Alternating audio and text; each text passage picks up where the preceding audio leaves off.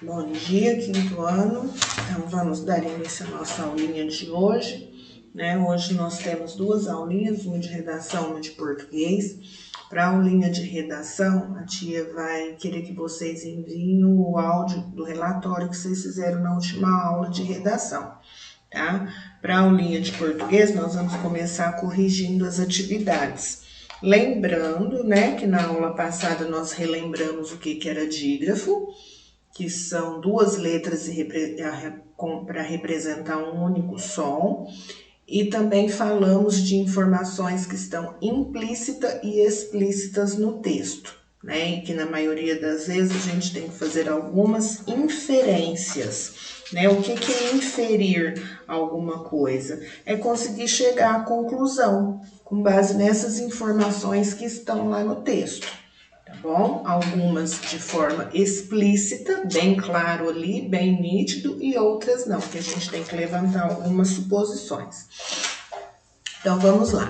A primeira questão está na página 15, lá embaixo, do grupo 4, que pergunta assim, ó, que relação existe entre o enredo, a história e o título da narrativa? Essa questão aqui, às vezes, a tia até coloca na prova do livro, que você tem que explicar o título do livro em relação ao que aconteceu na história. É exatamente isso, né? Essa relação. Então, do que fala o enredo, a história? Fala de 16 caranguejos que dão nome ao texto. Quer dizer, o texto chama os 16 caranguejos, né? E são os caranguejos que o seu Potó, um dos personagens, afirmava durante a história que tinham saído do tanque. Então, por que o texto chama 16 caranguejos? Porque na história fala de 16 caranguejos que teriam possivelmente saído de um tanque. Tá bom? Então, mesmo que você não colocou com as mesmas palavras da tia, se colocou alguma resposta nesse sentido, tá joia. Se não colocou, apaga e coloca o certo. O que eu tenho percebido durante o momento em que vocês me enviam as fotos, crianças, é que vocês estão começando respostas com letras minúsculas. E isso é inadmissível para uma galera do quinto ano. Tá bom? Então, vamos ficar mais atento a isso. Retire do texto uma fala que prove essa relação que você demonstrou na resposta anterior. Então, uma fala que vai provar isso que nós respondemos aqui, que os caranguejos estavam no tanque, né? Onde estão os 16 caranguejos que eu estava engordando no tanque? É uma pergunta que ele faz, e isso aqui dá a ideia de que o caranguejo já não está mais lá no tanque, tá? Presta atenção que vem entre aspas, por quê? Porque é um trecho do texto, não é fala sua, tá bom? O exercício 3 era de assinalar, né? Então, ele diz assim, ó, o texto começa assim. Eram 12 meninos correndo e gritando. Passaram todos os 12 por mim e quase me derrubaram. Você notou que o texto é uma narrativa. Por quê? Porque já tem personagem, já tem um narrador aqui, né? Conta-se uma história em que aparecem 16 caranguejos. O texto apresenta um narrador que não se identifica precisamente, mas que aparece na história, participa dela, observando de perto as cenas que estão sendo narradas. No trecho reproduzido anteriormente, aqui, nesse trecho, as palavras que se referem ao narrador são... Quais são? As palavrinhas mim e me. Porque se o narrador participa da história, é um narrador em primeira pessoa, né? A gente já sabe que o narrador em primeira pessoa é aquele que participa da história. Quais são aqui os pronomes relacionados à primeira pessoa? O mim e o me. Então, são essas palavrinhas que dão indício de que o narrador é um personagem, tá bom? Questão 4, que aí está na página 16 de vocês. O que o narrador quis dizer com só vendo, logo no primeiro parágrafo? Então, ele apresenta a situação, né? E aí, em um determinado momento, fala assim, só vendo. que ele quis dizer? Ele diz que esse só vendo está no sentido de que as palavras não vão conseguir traduzir exatamente o que o narrador está vendo naquela situação, tá? Então, a resposta, sim, vocês tinham que compreender que essa expressão aponta para um possível entendimento do narrador, que seja mais fácil compreender a situação, quer dizer, ele está ali, ele está participando, ele está vendo, do que por meio das palavras, que por meio das palavras é difícil o leitor entender exatamente o que está se passando, tá bom? Foi nesse sentido que essa expressão apareceu. No exercício 5, que aí na apostila de vocês está na página 17, diz assim, retire do texto palavras com diferentes dígrafos, mas esses dígrafos têm que ter a letra H, tá? Então, chão, afilhado, que é o LH, e sobrinho, que é o NH. Tá? Então, são algumas possibilidades. Então, você poderia encontrar outras. Poderia ser com NH, com LH, com CH, tá? Mas tem que ter a letra H nesses dígrafos que vocês irão colocar aqui. O exercício 6. Copie do texto uma palavra em que ocorram 2 dígrafos diferentes. 2 dígrafos em uma mesma palavra. Então, tá aqui, o CH e o NH. Identifique os dígrafos nas palavras que compõem o título do texto. Qual que é o título do texto? Os 16, né? 16, os 2 S's, caranguejos. Então, GU. Lembrando que o GU só é dígrafo quando ele não aparece o som do U. Por exemplo, água tem o GU, mas não é dígrafo porque aparece o som do U. Tá? Então, aqui no caranguejo, ele é dígrafo porque não aparece o som do U. Copie 2 palavras do texto que apresentam um dígrafo QU, a mesma coisa. Só é dígrafo QU quando não aparece o som do U. Então, tem algumas possibilidades aqui, Aqui, a gente não ouve o som do U. Tanque, a gente também não ouve o som do U, nem indique. A gente não ouve o som do U, porque se ouvir o som, não é dígrafo. Tá bom? Agora vamos para o último exercício de hoje, que é o exercício 9. Esse aqui eu quero que vocês prestem bastante atenção. E eu acho que vocês tiveram que refletir bastante também para fazer ele. Tem 2 trechos aqui, A pior hora para se correr pelo mangue. A maré cheia sai transformando tudo em ilha. O que a gente entende aqui? Que esse trecho é uma explicação desse aqui, não é? Por que é a pior hora para se correr pelo mangue?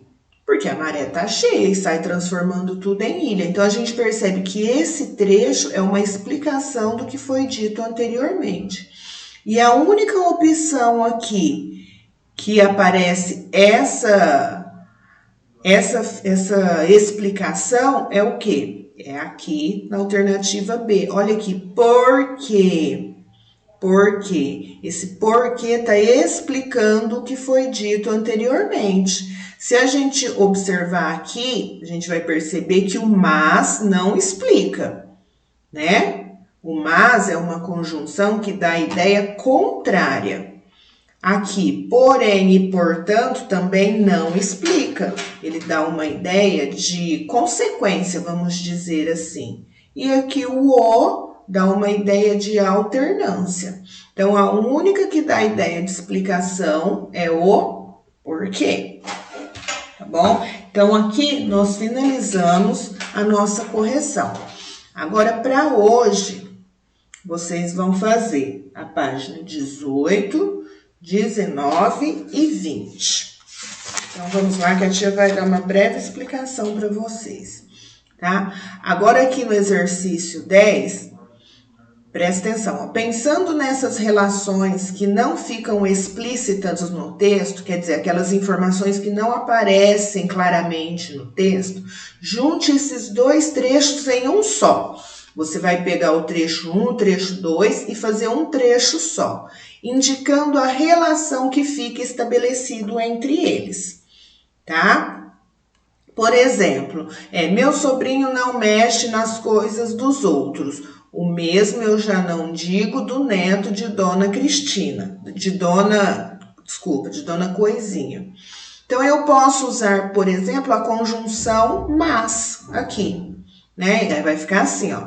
Meu sobrinho não mexe nas coisas dos outros, mas o mesmo eu já não digo do neto de Dona Coisinha. Aí, se você usar o mas, você tem que explicar por que ideia que ficou estabelecido com o uso do mas. Se você usar outra, porém, todavia, contudo, você tem que explicar a ideia que ficou explícita aqui, tá? Que ideia, que relação que um estabeleceu com o outro, tá? Se eu usar o mas, a relação que ficou explícita aqui, qual que foi? A relação de contrariedade. Uma coisa está contradizendo a outra. Então, você tem que usar a conjunção para unir os dois e explicar que ideia que deu. Tá bom? No 11, no parágrafo a seguir, retirado do texto, foram usadas aspas. Olha aqui, ó. O bastante para que todos saíssem de casa, protestando que não, o meu filho não foi, nem o meu, tarará. Foi todinho escrito em aspas. Nesse caso aqui, essas aspas marcam uma diferença entre o discurso do narrador e as falas de outros personagens da narrativa, tá? Então, isso aqui está indicando o quê? A fala de um personagem. Então, a pergunta é, o que eu quero saber, de quem são essas falas? Que essas aspas estão mostrando aqui, tá bom? No exercício 12, aparece uma menina no meio do enredo, no meio da história, que é responsável por uma mudança na narrativa. O que ela faz para essa mudança acontecer? O que essa menina fez que mudou o rumo da história? Tá bom? Aqui você vai usar uma palavra só, uma única palavra para substituir essa expressão que está destacada de negrito aqui, tá bom? Uma palavra só que você vai colocar aqui. O exercício 14 não precisa fazer, porque é uma questão pessoal. Agora a página 20, que é a última página de hoje. Que diferença é possível que é possível perceber entre o uso de u em mangue e guardei? Isso aqui a tia falou várias vezes hoje, tá? Então, vou deixar vocês pensarem. Por que aqui, ó, o GU é dígrafo e por que aqui o GU não é dígrafo? É isso que eu quero que vocês me expliquem, tá?